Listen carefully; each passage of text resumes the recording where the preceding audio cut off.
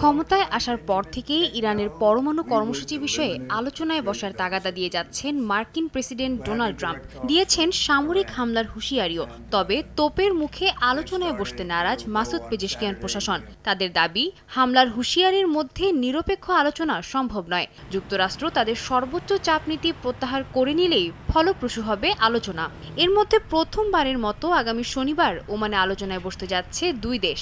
তবে এ নিয়েও শুরু হয়েছে তুমুল বিতর্ক।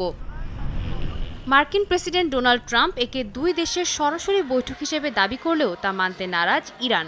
আলজেরিয়ার রাজধানী আলজিয়ার্সে এক সংবাদ সম্মেলনে ইরানি পররাষ্ট্রমন্ত্রী আব্বাস আরাকচি বলেন, ইরানের সামরিক সক্ষমতা সম্পর্কে বেশ ভালো ধারণা রয়েছে যুক্তরাষ্ট্রের। যদিও ইরান যুদ্ধ চায় না, তবে নিজেদের রক্ষায় কোনো কার্পণ্য করবে না তারা বলেও জানান তিনি। আলোচনায় যুক্তরাষ্ট্র আদতে কী উদ্দেশ্য হাসিল করতে চায় সে বিষয়েও সন্দেহ প্রকাশ করেন আরাকচি।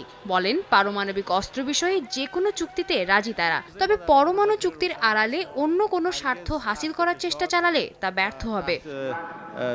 এদিকে ইরানের পরোক্ষ চুক্তির শর্তকে উপেক্ষা করে হোয়াইট হাউসের প্রেস সেক্রেটারি ক্যারোলাইন লিভিট বলেন, ওমানে সরাসরি আলোচনায় বসতে যাচ্ছে ওয়াশিংটন ও তেহরান। যদিও ইরান এ দাবি প্রত্যাখ্যান করেছে। এর মধ্যে হোয়াইট হাউসে ট্রাম্পের সঙ্গে বৈঠক শেষে ইসরায়েলি প্রধানমন্ত্রী বিনিয়ামিন নেতানিয়াহু বলেন, ইরান কখনোই পারমাণবিক অস্ত্রের অধিকারী হবে না।